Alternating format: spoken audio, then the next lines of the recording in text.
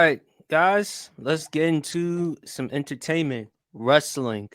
Now, unfortunately, I couldn't come up with a favorite wrestling moment, but I came up with a what if. I'm glad that Kieran is here because Kieran and I are diehard Stone Cold Steve Austin fans. We consider Stone Cold Steve Austin the GOAT. But it all goes back to me. And the reason why I'm mentioning Stone Cold Steve Austin, remember May of 1996? Um, Before King of the Ring, it was orchestrated for Triple H to win King of the Ring. But that didn't happen because of the infamous curtain call Hmm. back at Madison Square Garden, New York City. Remember the click? Triple H, Shawn Michaels, Kevin Nash, rest his soul, Scott Hall.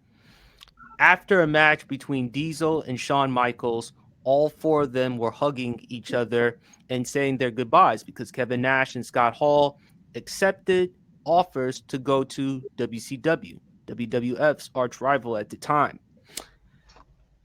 And um I've been watching a lot of stuff, the documentaries. I watched A&E WWE Legends on Shawn Michaels and DX.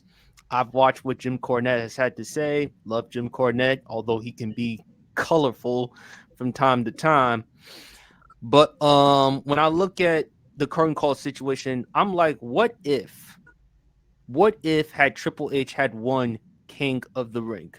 Now, of course, I don't believe Triple H had he won King of the Ring, he would have cut the promo the way Austin did, such as Austin 316, I just whipped your ass.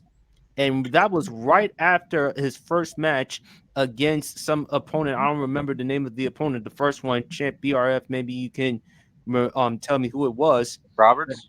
Yeah, no, that was the second one. Yeah. The first match, Steve had to go to the hospital because he had to get stitched up. He had like 10, 12 stitches in his he had to have 10, 12 stitches in his mouth. Comes straight from the hospital, comes straight from the ambulance. He talks to Michael Hayes. Michael Hayes informs Steve that Jake the Snake Roberts cut a promo in which he used Bible verses. And Austin thought about John 3:16 because in the football games they show the John 3:16 signs. So right after the match against Jake the Snake Roberts, he says, "You thump your Bibles, it didn't get you anywhere. Talk about your Psalms, talk about John 3:16." Austin 3:16 said, "I just whipped your ass." And that, I don't know, a lot of people and I've talked to I think it was Flash. He mentioned it. That was the beginning of the attitude moment. And heck, you could make that argument because the very next night on Raw, Champ BRF, they had the Mhm. Austin 316 signs. And once they started with them t shirts, it was flying out like crazy.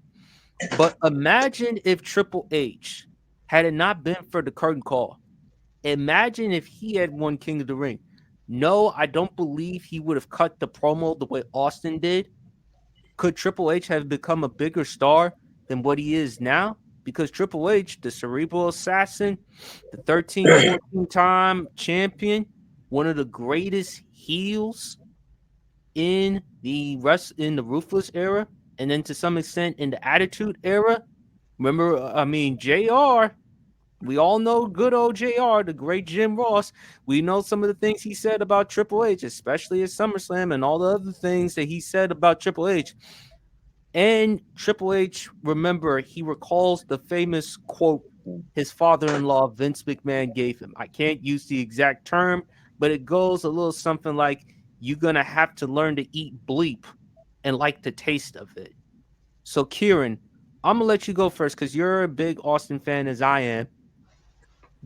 What do you think would have happened had Triple H won King of the Ring?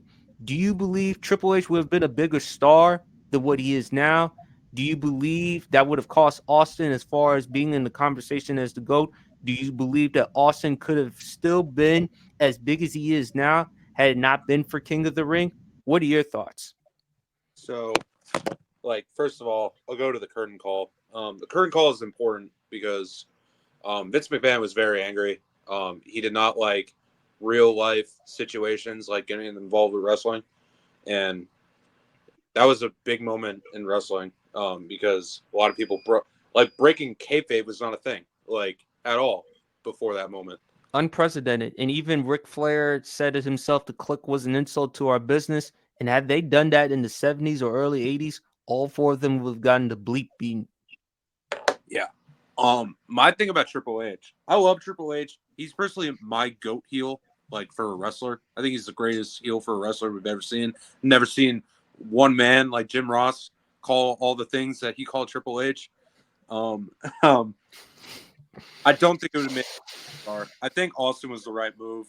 He had more charisma. He was probably like he would have been like a way better face than Triple H. I don't think Triple H could have had the role that Austin had. Um, like and like I said, like with Austin, I really don't believe we'd be watching WWE without Austin cutting that promo. Um, we needed a guy to compete with WCW. I think Austin was the right guy. I think H is better guy. Like he's the second best guy in the company. If that makes sense, I don't think he could be the first, and that's not a bad thing. You need a second guy that can compete with the first guy. Triple H was the best to do that. I don't think he could have been the main guy on the roster. I don't think so.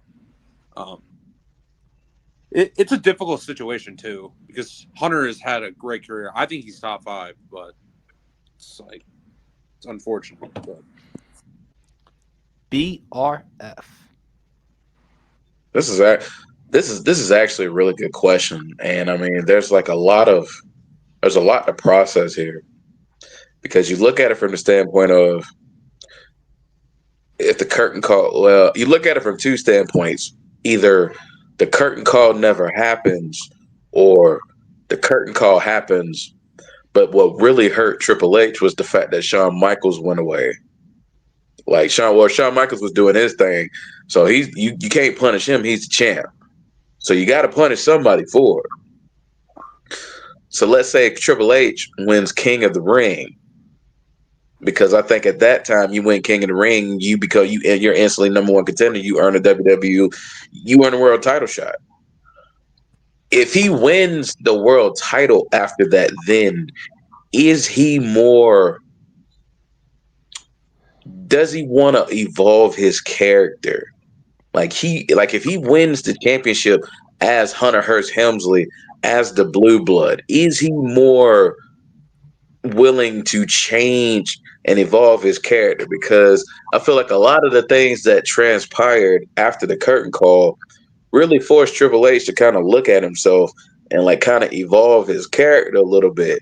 So he wasn't necessarily talking in that blue blood accent as much anymore. He was talking like himself more.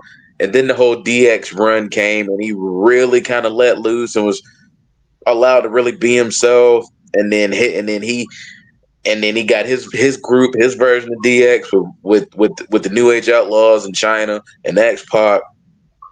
But it was the evolving into the game. It was the involved, like when he became a heel, like when he became like the sinister, diabolical, stop at nothing to get what he wants. Triple H, when he hit that evolution of a character, was when he really took off into superstar mode. So if he wins the WWE title as his original persona, is he more willing to evolve his character if he becomes one of the top guys in that gimmick? Because let's face it, Triple H becoming the game was the greatest thing that could have happened to him, because it's like when he became the game, everything clicked. Everything clicked. It's like that initial heel run, like whether it was the night Test and Stephanie were supposed to get married and he comes out of nowhere and say, and basically, I snuck her off from you and I married her myself, or the whole Austin getting hit by the car thing, and then him finally being revealed that he was the one that told Rikishi to do it. Like, just so many things we got from the game, from Triple H evolving his character, and it's like, do we get all this if he's still the blue blood? And I think that's one of those things that you have to think about, because I feel like you hated that he had to go through that. But him going through the curtain call was so important because it got him to evolve into what he ultimately became as first ballot Hall of Famer, 14-time world champion, basically winning everything there is to win in the WWE. He's won, you know what I'm saying, main event. He's won the Royal Rumble. You know what I'm saying? He's won King of the Ring. The championships. I mean, I think I think in my opinion, the only championship he never won was the inception of the United States Championship into the WWE. Otherwise I think he's an ultimate Grand Slam champion as well. So I mean, well, I don't know. I think because he won the European Championship, I think they do give him. I don't know if they give him Ultimate Grand Slam, but I think they do give him Grand Slam because he won the European title. But just so many, just you have to think about so many ways that the curtain call just shaped the business. And I don't know if he gets away from being a blue blood gimmick if he does win the WWE Championship using that gimmick. So I don't know. I feel like I wouldn't. I don't think he's as big a star with the blue blood gimmick as he is becoming the game, the cerebral assassin, just everything that revolves around that character. Yeah, Austin was definitely the right guy. Was the right guy at the right time to lead WWE in those Monday Night Wars against WCW, ultimately winning. He was the guy for it. I mean, the promo work, the charisma, just his ability to entertain. He knew what to do. He knew how to handle himself. I don't think Triple H could have been that guy. Not the top guy, especially with the especially with the blue blood gimmick, because the blue blood gimmick was not face of the company type material. At least him being the game put him out there as maybe not being the top guy, but the fact that you could call him a Mount Rushmore wrestler of the Attitude Era says a lot about what the game character did for him. So, yeah, I think a lot of things would have been altered had Triple H been able to win the King of the Ring and turn that blue blood gimmick into a world champion. A lot of things would have been different, and I don't think necessarily for the good. So that's really where I stand on it. I think we got way more good, unfortunately, having to go through the curtain call and the aftermath. I feel like we got a lot more good out of Triple H after that incident because he got to evolve his character and ultimately became what he is, which is one of the greatest to do it. And also to your point, BRF, I hold that more on Vince at the time because because Triple H and Shawn and the rest of them, they talked about how the times were changing. We got to get ahead with the times, and Vince was reluctant to do that. And I don't know, with Triple H, he is definitely far better as a heel than a baby face. The reason why they gravitated to Austin because he was the type of personality that people gravitated to. He was like him and Mr. McMahon, the greatest rivalry in my opinion, either in WWE or in wrestling, because like all of us, we have jobs, and a lot of times the boss has said or done something that we don't approve. And there are times I'm quite sure we do feel like we want to whip our bosses. You know what? And Austin was the type of person who would bring that. I mean, come on, driving the ring with a Zamboni or attacking Vince McMahon at the hospital or filling his car with cement. I mean, Austin would do things that would just grab and just get your attention. And I think with Triple H, there's no shame being behind Austin and Rock at the time because in the Attitude Era, it was Austin and Rock. And plus, to Triple H's credit, he did take over the load for DX after when Shawn Michaels retired back in 1998. Shawn had to retire because at that point, he had the back injury in which he suffered at the Royal Rumble against The Undertaker. Shawn also had substance abuse problems, and God bless him. Shawn has turned around his life, and Shawn, you can argue, one of the greatest comebacks we've ever seen in the world in wrestling history. especially his first match against Triple H at SummerSlam. And that was a great match because of the heel of that Triple H was at the time, and for Sean to recover. I think, to your point, BRF, and you've mentioned, just like you mentioned with Paul Heyman, there better be like a Hall of Fame. If somebody deserves his own wing, it should be him after what he has done for the company, not only as a wrestler, but taking over for Vince McMahon's place, you know. And plus, champ, you also mentioned another great point because we talked about favorite Triple H moment. Do people underrate him? Yeah, primarily because the family, the McMahon family. And you brought that up. But what are your thoughts on what if Triple H had won King of the Ring? I don't think it would have worked if he would have originally won that.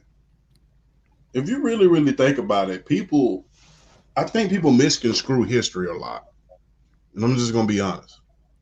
Because during that entire year after he won the King of the Ring, Austin, he didn't even get his shot at the title until the very next year after WrestleMania, after he had lost to Bret Hart.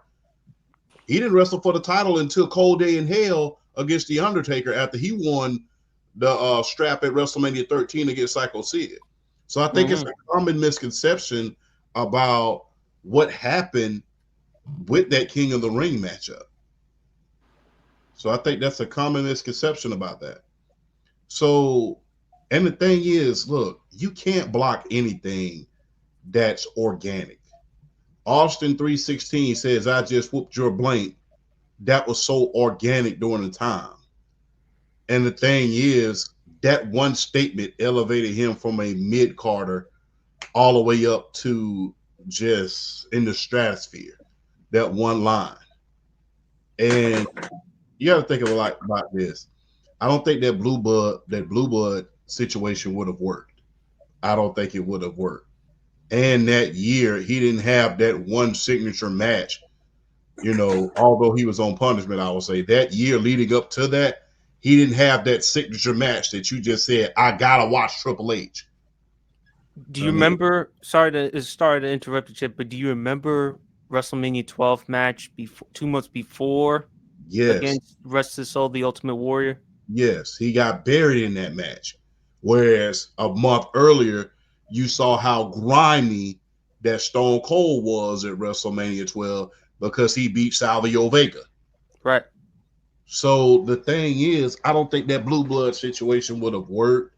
All of the valet, plus, the promo work was, you know, lackluster a little bit. They were still in that new generation type of thing. Now, if you would have taken Triple H the very next year at WrestleMania 13 and rewinded time and put that Triple H in 96 where he was talking and he had China, that's a whole nother story. But unfortunately, that blue blood gimmick, hmm, I don't think that works. And like I said, during that year, Triple H did not have that one signature match prior to him getting put on punishment that we just said we had to watch. That Salvio Vega feud, although people don't remember it too well because during that time he was a mid Carter, he had some pretty good matches with Salvio Vega. He had the strap match with him. He had the match at WrestleMania. He had a few good matches with a lot of other guys. But Triple H, up until that point, he hadn't had that one match that you was just saying, yeah, I got to watch this.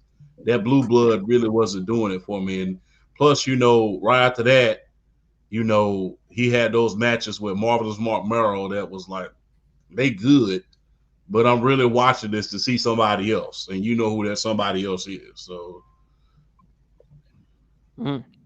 No, I mean, great points, guys. I think, and this is another great reason because we talked about Shawn Michaels, champ BRF, about Shawn Michaels, how it didn't work out in the 90s. Yeah, at the time, but I can't really hold that necessarily against Shawn as far as him being the champion, being the top of the company. They were going up against WCW. Eric Bischoff at the time was running things. And unlike Vince, he wanted to go further ahead. He was changing, making WCW live events instead of taped or previously recorded. And I think the other difference was it became more raw and more edgier. Vince had no choice but to get ahead with the times because either that or you're going to be out of business. And at that time in 96, 97, it was bad for WWF. They had to take out loans to make payrolls. It was looking that bad financially. And plus with that match, champ, you also mentioned WrestleMania 13 between Bret Hart and Stone Cold Steve Austin, the beginning of the Attitude Era.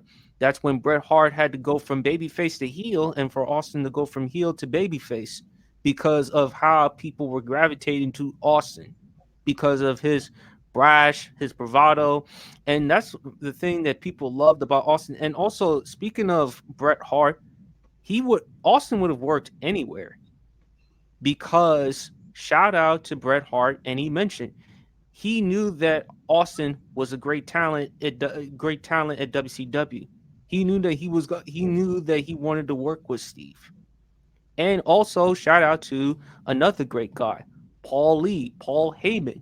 You saw the way he utilized Steve Austin when he was doing those promos, Yeah. something that he could never do at WCW. And according to Steve, he mentioned that was because of political reasons. He and rest his soul, Brian Pillman, the Hollywood Blondes, they could have been really good and they could have been even greater had they given the latitude and the freedom. And you saw how the way they were. I'm sorry, go ahead, champ. Oh no. The only thing that I was gonna say after you were done, because I was just waiting, but I gotta ask this question. I really have to because Eric Bischoff brought up something that was very, very. I thought that was kind of cool. When are we gonna stop calling it the Attitude Era in the '90s and call it the NWO era? Because if you really want to be honest about it, that's what it was. Because everybody was trying to catch up, Paul Heyman included. Because everybody for 96 to almost 99 was trying to catch up to the NWO. True. So I think that's a fair assessment to call it. I understand that.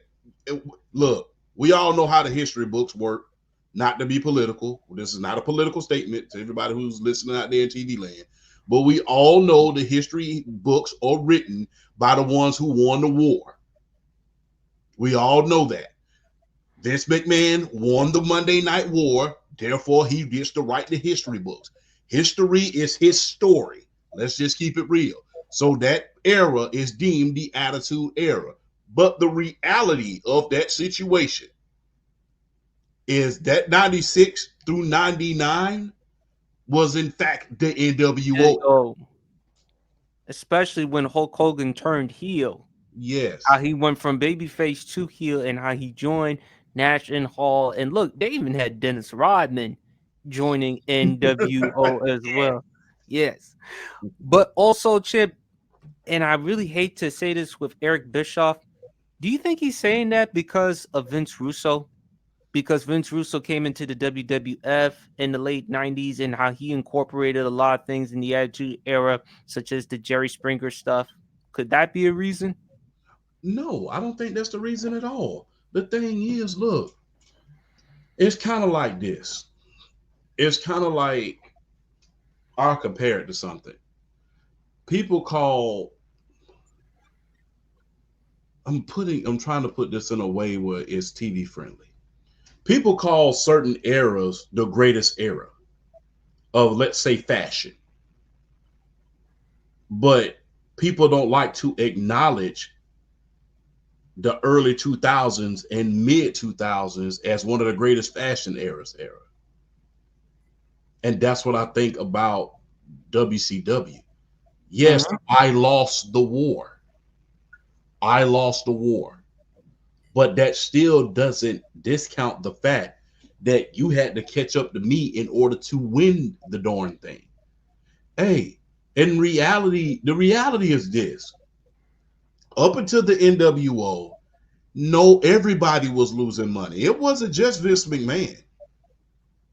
Because remember, when Eric Bischoff first took over WCW, Even with that stacked roster, Lex Luger, Ric Flair, the Four Horsemen, Sid Vicious, even with those stacked rosters, they had trouble putting people in the stands, even with that stacked roster. So, I mean, and it wasn't, like I said, people just think the new generation era was just on WWE. Even with that stacked roster of established talent in WCW, they still could not compete with the WWE. And guess what? The WWE was lagging behind in wrestling. Yeah. It was just living off its reputation at that point because it was the WWE. But in reality, nobody was watching the Goon and none of those guys back then. That's how come they call the new generation, at least why I call the new generation, the lost era in wrestling. That's why a lot of guys like Bret Hart and Shawn Michaels, some of their careers get lost during that time because their peak was in the new generation era. Mm-hmm. No, I agree, Chan. But 96 through 99, I would say, through 99, that was the NWO era. And I believe Eric Bischoff was right about that. But like I said, because Vince McMahon won the war, like I said, history is his story. People love to call that era the Attitude Era, but in reality, 96 through 98, when wrestling was getting to its peak, that was the NWO era. It was. And also, too, 83 weeks. That's how long WCW was on top. Yes. And the thing was, look, pop culture wise, NWO was way bigger than Stone Cold. Way bigger. Way bigger. I mean, you saw guys on the sidelines in football games. You saw it everywhere. It was like a pop culture phenomenon. So, I mean, I really believe that, like I said, we love to call it the Attitude Era, 96 through 98, because, like I said, everybody in the wrestling industry was trying to catch up. And Eric Bischoff figured it out. Okay, we finna get away from this golden era stuff and this new generation stuff. This clown show ain't working no more. Yeah, that was the thing that Vince needed to do. He had to get ahead with the times. And I think with Austin, with the pop culture genre, although we mentioned NWO with Dennis Rodman and a lot of other things, let's keep in mind Stone Cold Steve Austin. It's not often that you flip Mike Tyson to double bird and also have Mike Tyson at that time at WrestleMania being the special enforcer or the special guest referee. And also too later on in life with Stone Cold Steve Austin, the TV shows that he was on. I mean, he was on Celebrity Deathmatch. He was on a lot of other shows. He was even on other talk shows and stuff like that. NWO, I got no problem with you arguing NWO over Stone Cold champ, but Stone Cold still could make an argument though. Yeah, Stone Cold can make an argument, but you got to think about this: 96 through 99. No, I agree. NWO. That's the NWO era. But you got to think about this. Up until November of 1998, the Montreal Screwjob Part 2. 97. 98. Oh. Up until 98, Montreal Screwjob Part 2, Mankind and The Rock. There was really no solid number 2. Yeah. The Rock didn't really get put over until late 98.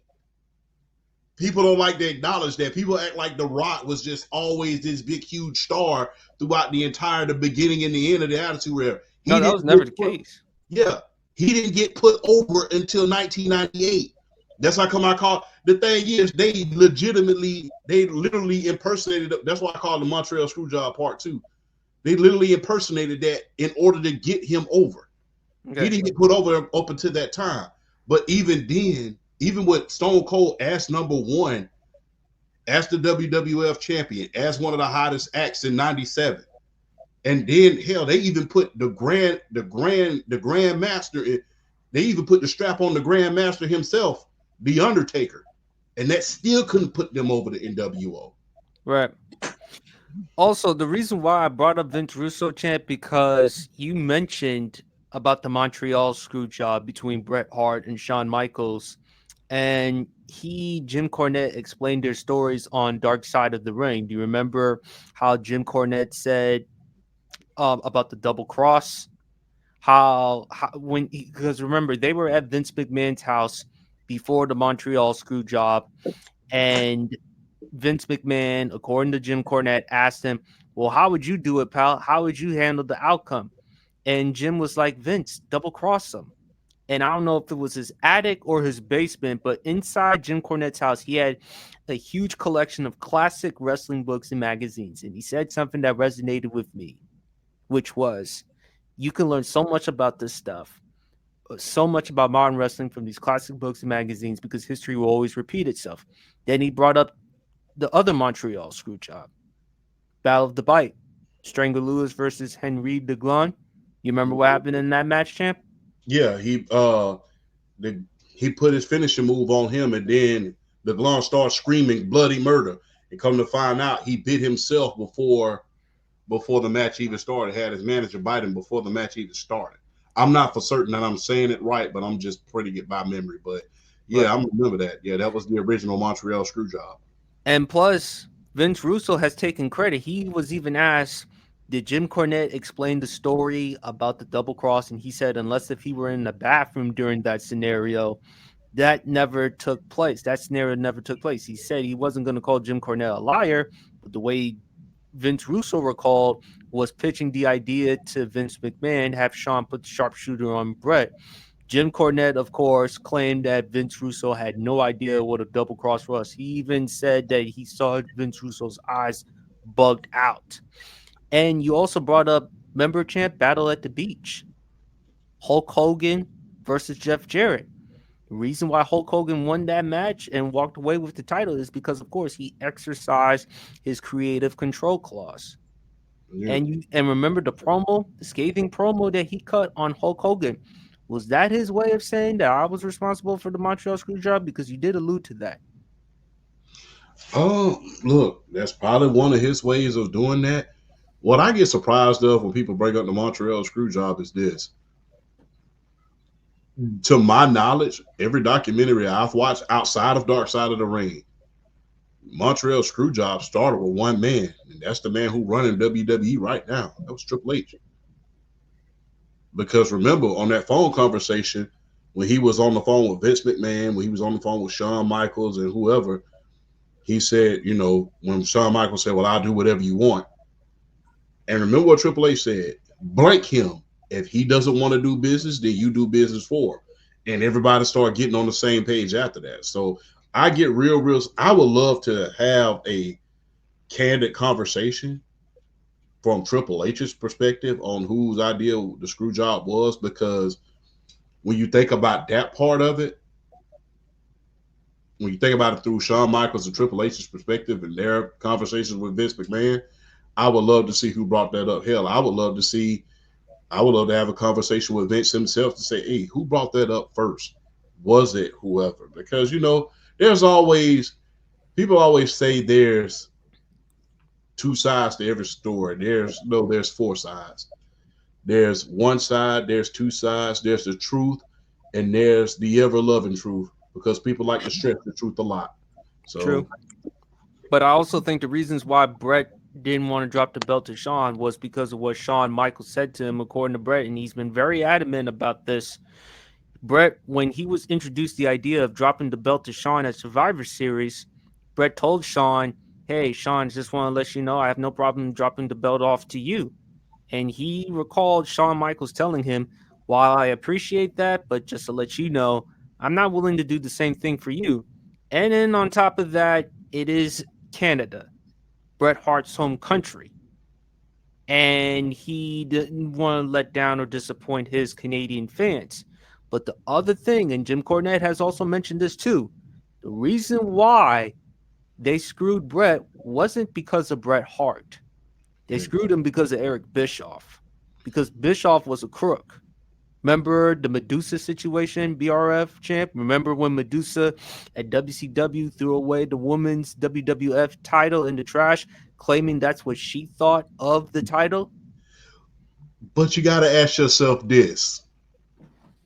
You got to ask yourself this, because I love playing devil's advocate before we move forward.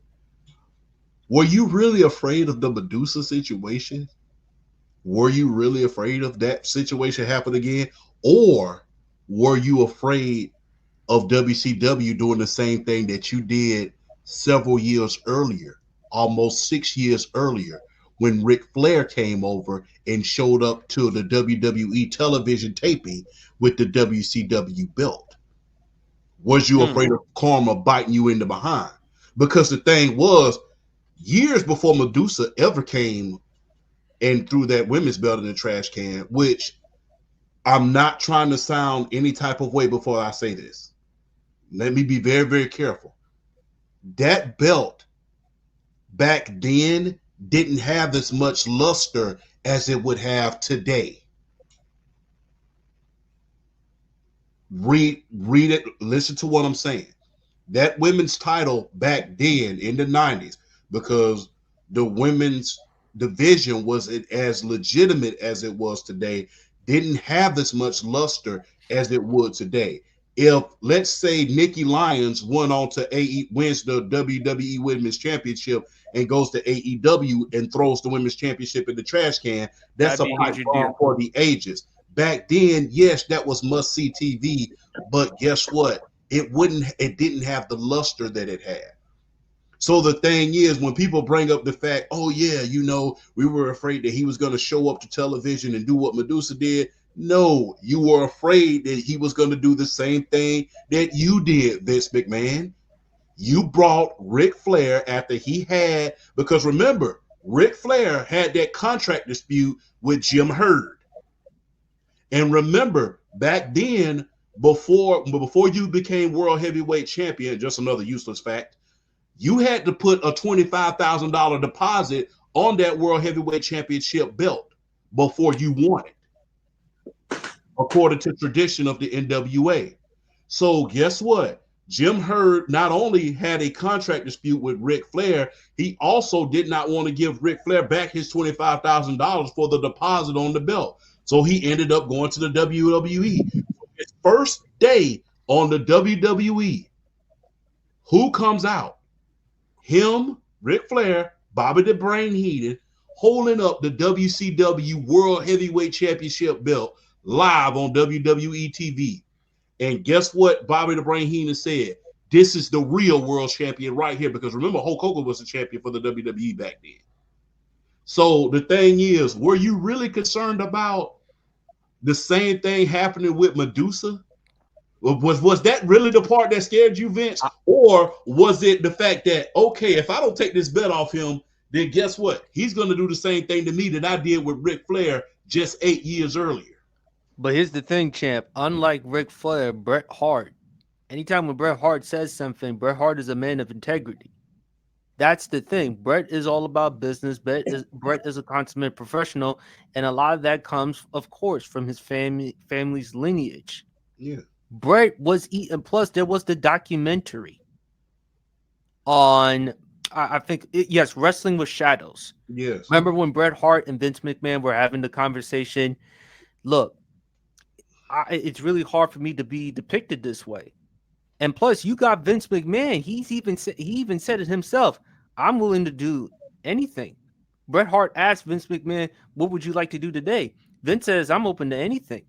Bret said, "I think what I would like to do is get through today. The next night on Monday Night Raw, I deliver my speech, I forfeit the title, and then I head on to WCW. It allows me an opportunity to leave with my head held high. I don't have to necessarily beat Shawn. We can end off the match in a schmoz, which is an outside interference from various other wrestlers. And the bottom line is they're going to result into a DQ, disqualification."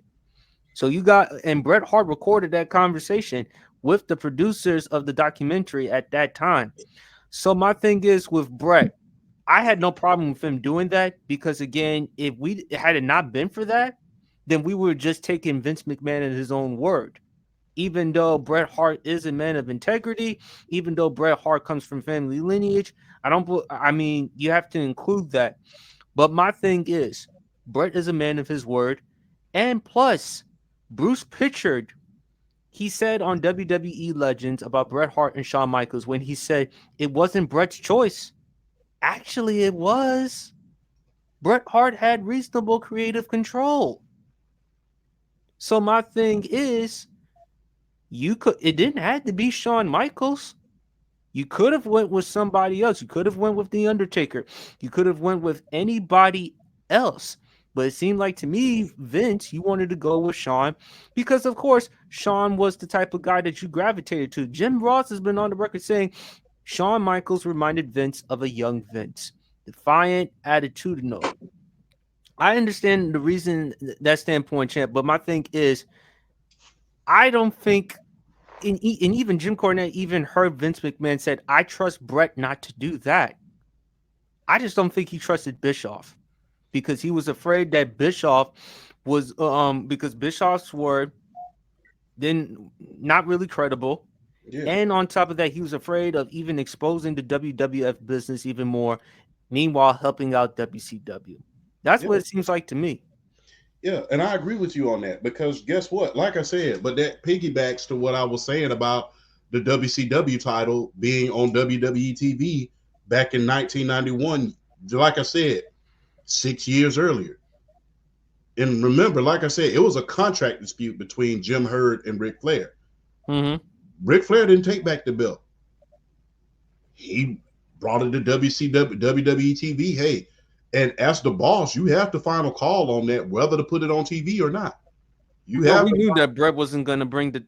yeah, well, they knew that. They knew that. But the thing is, you know, Eric Bischoff back then, I would say, was very, very manipulative. You know, he could have pulled some strings and say, you know what, I'll pay you a good amount if you bring that belt on out here. But you know, I mean, and that was not nothing new. I mean, we seen Standard Hansen, you know, take certain belts in order to go to other territories as well. But like I said, you got to ask yourself this: where when people point to not disagreeing with you, but when people point to that Medusa incident, I really kind of laugh because, like I said, I'm real careful with what I'm saying. Unlike today, the women's championship in the WWE back then didn't have as much luster as it had on as it would have today. I really think that Vince was afraid that somebody was going to do the same thing that he did. He brought the WCW World Heavyweight title on the air, and that same night, not even 2 nights later, there was the WCW champion, the NWA champion back then, and the WWE champion standing on the Undertaker's parlor doing a promo together. Because remember, Ric Flair said, I've been waiting all my life to see you face to face. Right. So you got to ask yourself this: are you really? People talk about, oh yeah, the Medusa. No, he was afraid that the same thing that he did was going to come back and bite him just 6 years later. That women's title didn't have anything to do with that, in my humble opinion. Okay, so it had nothing to do with the Medusa situation, but we do agree he didn't trust Bischoff. He didn't trust. No, I wouldn't trust him as far as I could throw him. I probably couldn't pick him up even back in my prime. So yeah, yeah. Mm. BRF, He didn't trust. BRF, is there anything you want to add before we move on to the next topic? No, because honestly, I feel like it pretty much. I don't know, man. Those times, man, it was just felt like it was just a bunch of one-upsmanship for the most part. Like who can do what better, who can get more eyes to the product, like doing this and doing that, and y'all pretty much, man, y'all pretty much hit everything on the head as far as that go. I mean, there's really nothing more I can add to that one. Mhm. But my thing is with Bret, I trust Bret not to do that because of who he is, the man that he is. He has integrity. And on top of that, legally, it was within his right. He did have reasonable creative control. That's where I have the problem I have with WWE is when they say that Bret just wanted to bring the title to WCW. That wasn't Bret's intention. It was because of the fact that they didn't trust Bischoff because they were going at wars with each other, and Bischoff's word holds no weight. That was the reason why Bret was screwed. But my thing is, Vince, the fact that you were caught on tape saying, I'm willing to do anything, I mean, that does kind of hurt you because, again, I feel like if you're about business and if you're about word, I feel like you should honor your word and you should keep it. And Brett, it's not like he didn't want to drop the belt, not because of Shawn Michaels, because of what Shawn Michaels said to him, and plus Brett and Shawn. Do we have to go any further back in the late '90s with their heated rivalry, especially with Shawn cutting the promo "Sunny Days"? Mm, mm. I mean, which by the way, Shawn Michaels back in the day, his although his second run, but back in the day, Shawn Michaels, them late '90s, his mic skills, Mm. Deadly. deadly.